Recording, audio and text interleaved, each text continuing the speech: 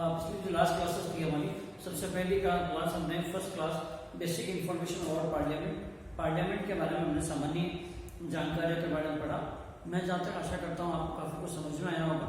अगर आपको कुछ समझ में ना आए तो आप नीचे कमेंट बॉक्स में मुझे लिख सकते हैं, ताकि मैं अपनी आगे वाली क्लासों को मैं और सुधार करूँ, इम्प्रूवमेंट करके आपको अच्छे से अच्छा पढ़ाने का प्रयास में करूँगा। और देन सेकंड क्लास में हमने राज्यसभा के बारे में स्टार्ट किया कि राज्यसभा क्या होती है, राज्यसभा में कितने मेंबर्स होते हैं, वो मेंबर्स कहाँ से इलेक्ट होके आते हैं, ज़्यादा मेंबर कौन से स्टेट से आते हैं, सबसे कम मेंबर कौन से स्टेट से। ऐसे ही हम लोग एक टॉपिक, कुछ दो टॉपिक पिछली कक्षाओं में नहीं हो पाया, उसको हम आज कंप्लीट करने की कोशिश करेंगे। उसमें पहला जो टॉपिक है वो है कि राज्यसभा के पदाधिकारी हो तो ऑफिसर्स ऑफ राज्यसभा हम लोग कह सकते हैं। उसमें सबसे पहला जो पॉइंट है वो आर्टिकल 89(1) के तहत है कि राज्यसभा में आर्टिकल 89(1) के तहत भारत का जो उपराष्ट्रपति होगा, वाइस प्रेसिडेंट उपराष्ट्रपति, भारत का उपराष्ट्रपति ही राज्यसभा का सभापति होगा। ठीक है, इसका डेफिनेशन, भारत का उपराष्ट्रपति राज्यसभा के सभापति के रूप में कार्य करता है। इसका डिस्क्रिप्शन का, इसका विवरण कौन सा आर्टिकल में, 89(1) में क्लियर लिखा हुआ है। देन और उपराष्ट्रपति को क्या कहेंगे, उपराष्ट्रपति राज्यसभा का पीठासीन अधिकारी। बहुत बार क्वेश्चन आता है कि राज्यसभा का पीठासीन अधिकारी कौन होगा, यानी जो चुनाव कराएगा राज्यसभा में, तो पीठासीन अधिकारी किसको बोलेंगे, सभापति। देन हम लोग देखते हैं कि राज्यसभा में उपराष्ट्रपति सभापति के अलावा भी कुछ अधिकारी होते हैं, कुछ पदाधिकारी होते हैं। उसमें उपसभापति, वाइस चेयरमैन, ये चेयरमैन, देन वाइस चेयरमैन, सभापति हो गया चेयरमैन, उपसभापति, वाइस चेयरमैन। तो कौन है उपसभापति, कल हमने देखा श्री हरिवंश नारायण सिंह वर्तमान में भारत की राज्यसभा के उपसभापति हैं। श्री हरिवंश नारायण सिंह वर्तमान में भारत की राज्यसभा के उपसभापति हैं। फिर तीसरा पद जो आता है राज्यसभा में, अगर सभापतियों की बात करें कि राज्यसभा के महासचिव कौन है, बहुत सी परीक्षाओं में महासचिव का क्वेश्चन पूछते हैं, तो हमें महासचिव को, जिसको हम बोल सकते हैं जनरल सेक्रेटरी, महासचिव, राज्यसभा के महासचिव, ये नाम भी हमें याद रहना चाहिए कि राज्यसभा के महासचिव कौन है। इसके बारे में देश दीपक वर्मा, इनका नाम है देश दीपक वर्मा,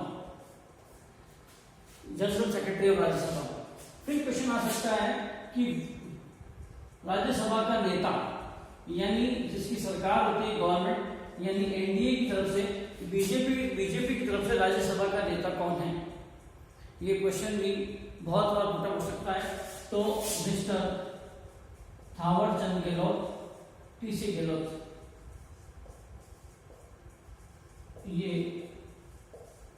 राज्यसभा में पक्ष नेता, इनको विहिप नेता भी कहते हैं।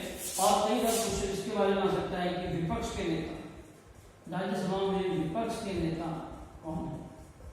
तो विपक्ष का नेता आपको पता है कि पहले गुलाम नबी आजाद थे, अभी गुलाम नबी आजाद का कार्यकाल पूरा हुआ और उन्हें पुनः राज्यसभा के लिए नहीं चुना गया। लगभग 28 वर्षों तक वो राज्यसभा और लोकसभा के सदस्य के रूप में काम किया उन्होंने, लेकिन अब उनके स्थान पर विपक्ष नेता के रूप में मल्लिकार्जुन खड़गे, कांग्रेस के नेता है मल्लिकार्जुन खड़गे। अभी रिसेंटली मल्लिकार्जुन खड़गे को कांग्रेस पार्टी ने विपक्ष का नेता मल्लिकार्जुन खड़गे को बनाया है। इसके बाद में जब राज्यसभा के पदाधिकारियों करंट अफेयर्स में क्वेश्चन आ सकता है, उसके बाद हम देखना चाहें तो हम लोग देख सकते हैं कि राज्यसभा के पास में क्या विशेषाधिकार है। ये क्वेश्चन काफी हाई लेवल पर पुटअप होते हैं कि राज्यसभा के पास में क्या विशेषाधिकार है जो लोकसभा के पास नहीं है। वैसे अगर आप स्टडी करेंगे ढंग से तो आपको पता पड़ेगा ज्यादा अधिकार लोकसभा के पास है। हमारी लोकसभा जो है वो ज्यादा राज्यसभा को भी कुछ संसद ने विशेषाधिकार दिए हैं, वो विशेषाधिकार हम देखते हैं कि क्या विशेषाधिकार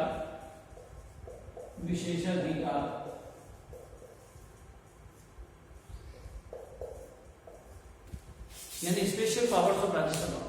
तो सबसे पहली बात अगर मैं आपको ओरली बताना चाहूँ और आप नोट करना चाहें तो नोट लीजिए, राज्यसभा के पास में पहला अधिकार ये है कि उपराष्ट्रपति जो होता है वाइस प्रेसिडेंट, वो राज्यसभा का सभापति होता है।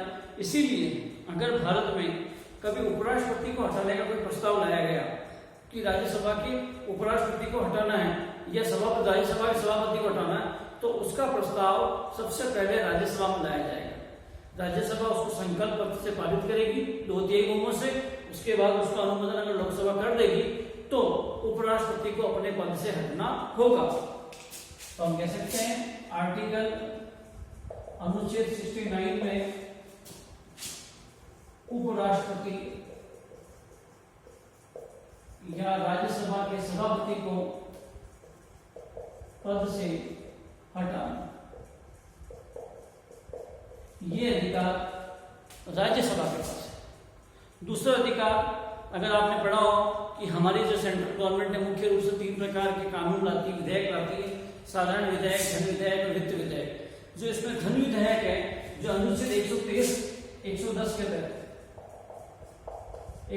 तहत जो अनुच्छेद धन विधेयक जो सरकार की आवश्यकता होती है, जब सरकार धन विधेयक लाती है तो जब वह धन विधेयक लोकसभा में पास होकर जब राज्यसभा में जाता है तो राज्यसभा इस धन विधेयक को 114 दिन तक रोक सकती है, सॉरी कुल 14 दिन तक रोक सकती है, 14 दिन तक रोकने का अधिकार है, 14 दिन तक रोक सकती है, लेकिन उससे ज्यादा नहीं रोकती। उसके बाद में उसे धन विधेयक को लौटाना पड़ेगा, चाहे वो अपनी सहमति दे चाहे ना दे, धन विधेयक को पारित माना जाएगा। तो बस अधिकार इसलिए है कि आपको सब क्या अधिकार हुआ, अगर उन्होंने उसको पारित ही नहीं किया फिर कैसे अधिकार? अधिकार यह है कि 14 दिन तक रोकने का अधिकार है। किसको अधिकार है, किसको रोक सकती है वो? धन विधेयक, धन से संबंधित जो कानून होगा उसको बोलेंगे धन विधेयक। ये विशेषाधिकार के आर्टिकल्स है, आप नोट करते हुए रखना। उसके बाद में थर्ड जो है वो आर्टिकल है 249। 249 जो आर्टिकल है, इसके तहत राज्यसभा के पास अधिकार है कि राज्य सूची के विषयों के संबंध में कानून बनाने की शक्ति। देखिए हमारे भारत में 3 प्रकार की सूचियां हैं, संघ सूची जिसको हम लोग केंद्रीय सूची भी कहते हैं, राज्य सूची और संवर्ती सूची। जब हमारे देश का संविधान बना तो केंद्र राज्य के कामों को अलग अलग बांट दिया गया और कुछ काम ऐसा रखे गए जिनमें दोनों को साथ बैठकर काम करना पड़ता है। इन्हीं कामों को सूचियों में बांटने को कहते हैं केंद्रीय सूची, संवर्ती सूची और संघ सूची और राज्य सूची। तो अब जो राज्य सूची है, राज्य सूची में कानून बनाने का अधिकार राज्य के पास होता है, लेकिन आपातकाल में ये कभी आवश्यकता पड़ने पर केंद्र को भी ये अधिकार मिल सकता है। लेकिन कब मिलेगा? आर्टिकल 249 के तहत जब राज्यसभा यह अधिकार संसद को देती है। क्या अधिकार देती है? राज्य सूची के संबंध में कानून बनाना, राज्य सूची के संबंध में कानून निर्माण।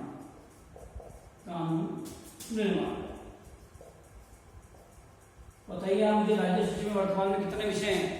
बहुत बार आपकी परीक्षा में सवाल होता है कि राज्य सूची में, केंद्रीय सूची में और संवर्ती सूची में कितने विषय हैं। ये आप ध्यान रखिएगा, नेक्स्ट क्लास में पूछेंगे आपसे कि कितने विषय हैं, आपको बताएंगे।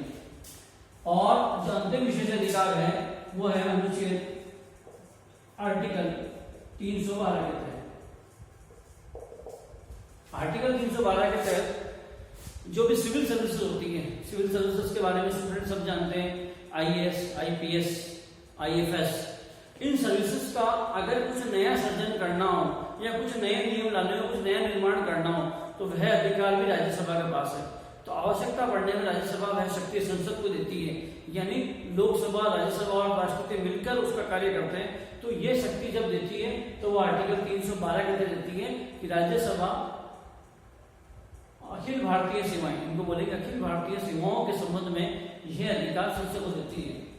हम लिख सकते हैं कि राज्यसभा यह अधिकार, ये अधिकार कौन सा अधिकार, अखिल भारतीय सेवाओं का, अखिल भारतीय सेवा, अखिल भारतीय सेवा के संबंधित जो नए पद सृजित करने का अधिकार है वह संसद को देती है। देखिए मेरे साथियों, हमने प्रयास किया है काफी कुछ, फिर भी आप लोग अपनी तरफ से तैयारी करना, मैं अपनी तरफ से पूरा प्रयास करूंगा। और अगली क्लास में हम लोकसभा के बारे में पढ़ेंगे। लोकसभा बहुत वाइड है, बहुत लंबी चौड़ी है, शायद 3 या 4 क्लास में कंप्लीट होगी, लेकिन मैं कोशिश करूंगा। हिम्मत में उतारो, तैयारी करो, बहुत बड़ी वैकेंसी आपका वेट कर रही है, बहुत अलग अलग वैकेंसी कर रही है। अपने भविष्य को सिक्योर करो और मैं अच्छे से अच्छा अपडेटेड होकर आपको अच्छे से अच्छा पढ़ाने का प्रयास करूंगा। Thank you.